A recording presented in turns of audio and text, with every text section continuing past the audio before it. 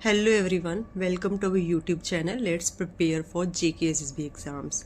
आज हम करेंगे Jammu and Kashmir marriage assistance scheme. ठीक है, ये जो स्कीम है ये लॉन्च कब हुई थी? 2 दिसंबर 2015 में। ठीक है, और ये इम्प्लीमेंट किसने की है या फिर इसकी नोडल डिपार्टमेंट जो है वो कौन सा है? तो वो है department of social welfare JNK। अब आप जैसे फीमेल सुपरवाइज़र एग्ज़ाम की तैयारी कर रहे हैं तो आपको जो सोशल वेलफेयर डिपार्टमेंट ने जितनी भी स्कीमें जो हैं लॉन्च की हैं या फिर उनके अंडर आती हैं आपको सब पढ़नी है। डजेंट मैटर वो आपके सिलेबस में है या नहीं है, क्योंकि आप छोटे बच्चे तो हो नहीं। जहाँ ये कोई एकेडमिक्स का आपका एग्ज़ाम हो रहा है कि आपका जो भी होगा सिलेबस से आएगा, आपको उससे रिलेटेड डिपार्टमेंट से रिलेटेड कोई भी क्वेश्चन आपको पूछा जा सकता है। इसीलिए आपको कम्पिटिटिव एग्ज़ाम में सब पढ़ के जाना होता है। अब पूछा जाता है कि लॉन्च किसने की थी, तो जो हमारी JNK की गवर्नमेंट है उसने लॉन्च की है। ठीक है, सिंपल सी बात है। लॉन्च कब हुई? 2 दिसंबर 2015। कौन से डिपार्टमेंट के अंडर नोडल मतलब इम्प्लीमेंट किसने की है? जो इसकी नोडल डिपार्टमेंट है डिपार्टमेंट ऑफ सोशल वेलफेयर, जो कि JNK का है। ठीक है, लॉन्च कब हुई थी?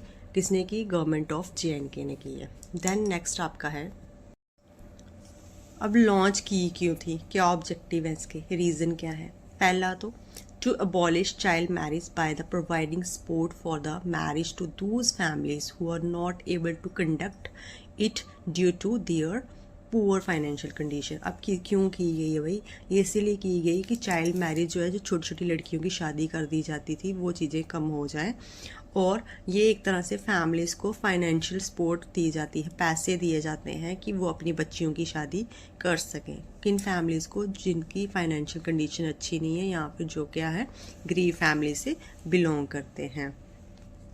अब अगर नेक्स्ट आपका ये कि इसका दूसरा नाम क्या है, जो हमारी Jammu and Kashmir marriage assistance scheme है, इसका दूसरा नाम है Jammu and Kashmir state marriage assistance scheme for poor girls. इसका दूसरा नाम ये है।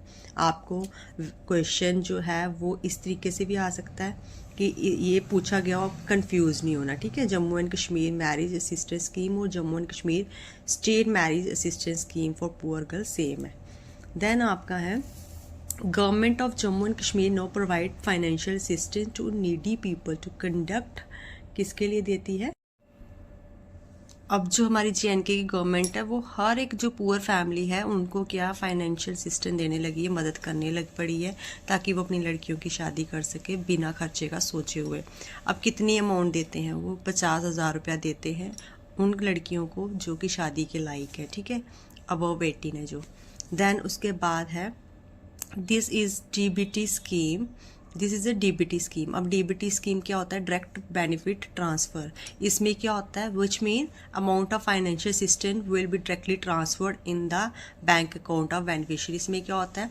जो पैसे होंगे डायरेक्ट उसी के अकाउंट में, जैसे लाडली बेटी में था ना, ऐसे इसमें क्या होता है? डायरेक्ट जो लड़की होगी ना, शादी वाली लड़की होगी जिसकी शादी होगी, उसके अकाउंट में डायरेक्ट पैसे जाते हैं और किसी के अकाउंट में नहीं जाते। अब हम पढ़ेंगे कौन कौन एलिजिबल है, कौन कौन अप्लाई कर सकता है स्कीम के लिए। पहले तो जिस लड़की की एज क्या होगी, 18 साल जो होगी, 18 साल की होगी या तो 18 से ज़्यादा होगी। दूसरा, उसकी मिनिमम क्वालिफिकेशन 8th पास तो होनी चाहिए, मतलब 8वीं क्लास उसने पास की होनी चाहिए, उसके पास सर्टिफिकेट होना चाहिए। तीसरा कि बट इन केस, इन्होंने बोला अगर 8वीं उसने नहीं भी पढ़ाई छोड़ दी किसी रीज़न की वजह से, मतलब but in case a girl beneficiary is a school drop out then those girls are also eligible. मतलब अगर उन्होंने किसी रीज़न की वजह से पढ़ाई छोड़ दी है तो वो एलिजिबल तो हैं इसके लिए to apply for marriage assistant from कब से? 2022 से लेकर 2024 के बीच में जो का टाइम रहेगा उसमें वो एलिजिबल हैं, जिन्होंने किसी रीज़न की वजह से नहीं की। ठीक है, और वो अप्लाई करेंगे कहाँ पे? जो आपकी जन सुगम साइट है। कौन सी साइट है आपकी? जन सुगम। ठीक है, ये आपकी साइट है। आप जन सुगम पोर्टल पे जाके, यहाँ पे जाके जन सुगम पोर्टल पे जाना है आपने और वहाँ पे आप अप्लाई कर सकते हो। फिर चौथा क्या है कि उसके पास क्या होना चाहिए? AAY क्या होता है आपका? ये होता है अंत्योदय अन्य योजना एंड PPH क्या है? Priority house hold ration card. ये 2 राशन कार्ड जिनके पास, मतलब दोनों में से एक भी किसी के पास होगा, वो लड़की अप्लाई कर सकती है, वो एलिजिबल है। फिर उसके बाद जो 1 तारीख है, 1 अप्रैल 2025 से अभी क्या कर दिया है कि जो 8th क्लास है वो पास हो करना ही करना है लड़कियों को। क्योंकि मैंने आपको बोला है ना, किसी रीज़न की वजह से जिन्होंने नहीं छोड़े हैं, तो मतलब पढ़ाई छोड़ दी है, तो वो क्या करती हैं 2022 से लेकर 2024 वाली में वो अप्लाई कर सकते हैं। बट 2025 से इन्होंने क्या कर दिया है कि लड़कियों को 8th पास कम से कम तो करनी ही करनी है, अगर ये स्कीम का फ़ायदा उठाना है। तो ऐसे नहीं कि पढ़ाई नहीं की हुई है और शादी के लिए तैयार कर दिया उनको, तो वैसा नहीं। फिर तीसरा, फिफ्थ है कि लास्ट है जो आपका, वो क्या है, eligible girl can apply system only. अब कब अप्लाई कर सकती है वो? शादी के 1 महीने पहले। जैसे उसकी शादी, मान लो उसकी शादी है नेक्स्ट मंथ, तो वो पहले मंथ में क्या कर लेगी, उससे पहले इसके लिए अप्लाई कर सकती है, इसका फॉर्म फिल कर सकती है। फिर उसका बात है उसका डॉक्यूमेंट क्या क्या चाहिए आपके। पहला तो आपको चाहिए डेट ऑफ बर्थ सर्टिफिकेट चाहिए लड़की का, जिस लड़की की शादी है, जिसके लिए पैसा आपको चाहिए, जिसकी शादी के लिए, उसके पास क्या होना चाहिए, डेट ऑफ बर्थ सर्टिफिकेट उसका होना चाहिए कि वो बोर्न कब हुई, जिससे पता लगे। दूसरा, आपको 2 राशन कार्ड जो मैंने पढ़ाया आपको, AAY और PPH राशन कार्ड, ये दोनों चाहिए। फिर उसका आधार कार्ड चाहिए, ठीक है। फिर उसकी एजुकेशन क्वालिफिकेशन सर्टिफिकेट चाहिए, कब से, 2025 से, 8th पास होनी ही होनी चाहिए। फिर मैरिज इनविटेशन कार्ड चाहिए, जिससे पता लगेगा कि उसकी शादी हो रही है, किसके साथ हो रही है, मतलब एक तरह से प्रूफ होगा कि उसकी शादी हो रही है। इसके लिए मैरिज सर्टिफिकेट उसका चाहिए।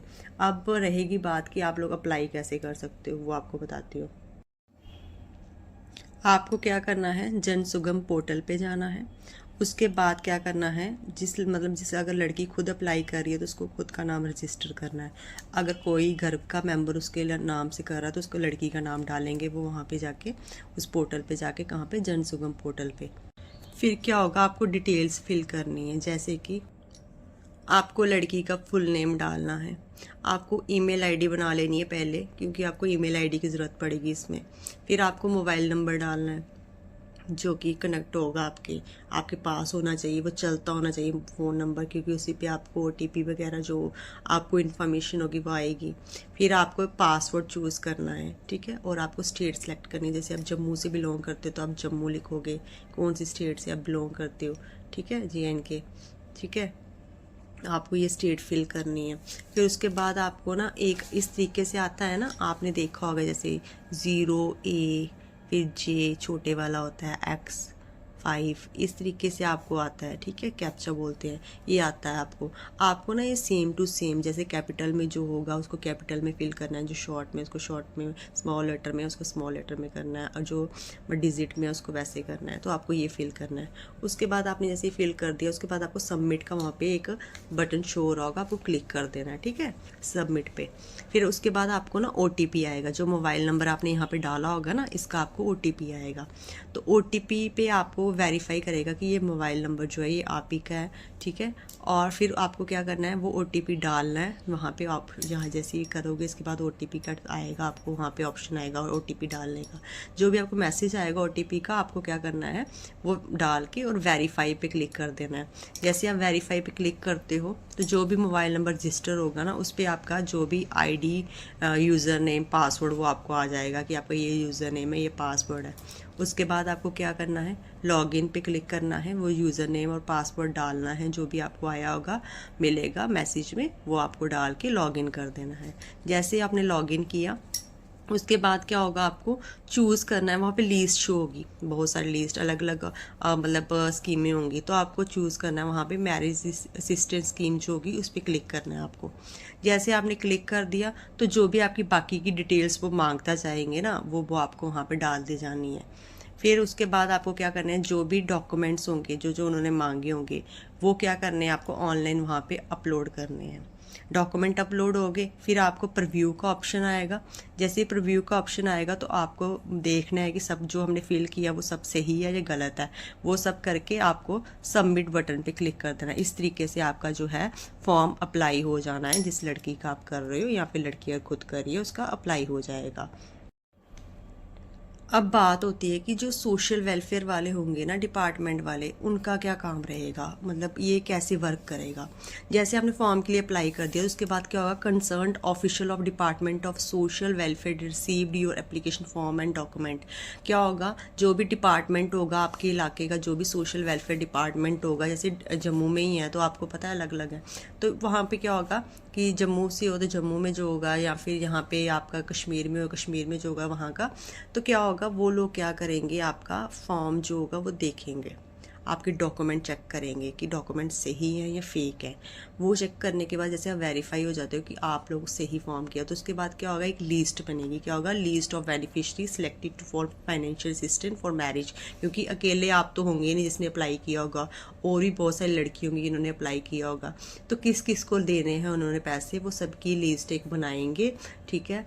तो फिर उसके बाद क्या होगा, आपको जो 50,000 रुपये हैं वो आपके ट्रांसफ़र हो जाएंगे यहाँ पे, कैसे, जो आपके डायरेक्ट लड़की का अकाउंट होगा जिसकी शादी होगी इसके अकाउंट में, ठीक है। क्या लिखा है यहाँ पे, 50,000 will be transferred in the given bank account of beneficiary after final approval. मतलब जैसे ही अप्रूव्ड हो जाएगा कि हाँ भाई इस लड़की की शादी है और इसको, ये लड़की यहाँ की बिलोंग करती है, तो आपको क्या होगा, आपके लिए लिस्ट बनेगी। लिस्ट बनने के बाद वो देख लेंगे किस किस देने हैं पैसे, और वो आपके अकाउंट में डायरेक्ट 50,000 रुपये डाल देंगे आपकी शादी से पहले पहले, ताकि आप लोगों को अपनी शादी कर सकें, आपकी फैमिली से आपकी शादी कर सके अच्छे से। तो ये था आज का टॉपिक, और वीडियो को लाइक कीजिएगा, सब्सक्राइब कीजिएगा और शेयर कीजिएगा। और मतलब जैसे मैंने पहले भी बोला, सब कुछ इम्पॉर्टेंट है। अगर एग्ज़ाम को सीरियस लेके लोगे आप तो सब कुछ इम्पॉर्टेंट है। और अगर आप ऐसे ही सोचोगे कि मेरा बस थोड़ा थोड़ा पढ़ के निकल जाएगा, तो बहुत ज़्यादा कंपटीशन है इस टाइम पे। सब जो है मेहनत कर रहे हैं, और मतलब जो ज़्यादा मेहनत करेगा जॉब तो उसी को मिलेगी ना। और सिर्फ मेहनत करने से नहीं, स्मार्ट स्टडी करने से। कि स्मार्ट स्टडी जो है वो कैसे करता है, कौन करता है, तो उस तरीके पे डिपेंड करता है। तो फिर गुड लक फॉर एग्ज़ाम और कीप ग्रोइंग। Thank you.